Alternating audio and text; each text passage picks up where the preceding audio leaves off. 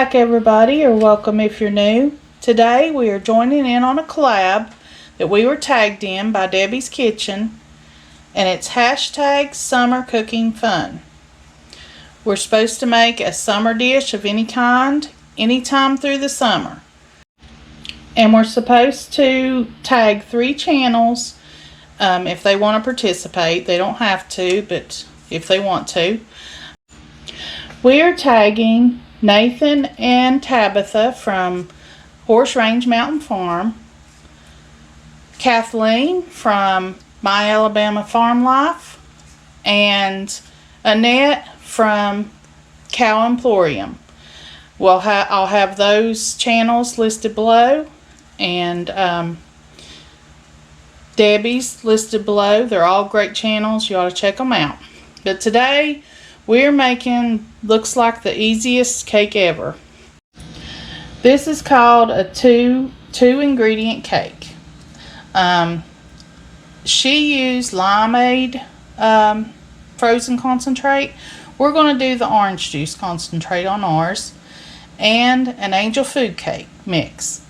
The only other ingredient, if you want Cool Whip, we'll be using Cool Whip, but that'll be it. This is easy, simple. I have a 13 by 9 inch pan. It's a glass dish. I've got my oven set to 325. I'm just gonna, the concentrate I have thawed out. If I can get it open. You just pour that in the pan. You don't need to grease the pan. And just open up the cake mix here.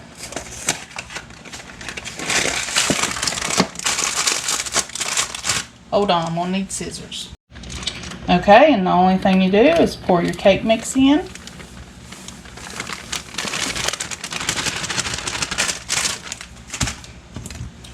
Stir this up.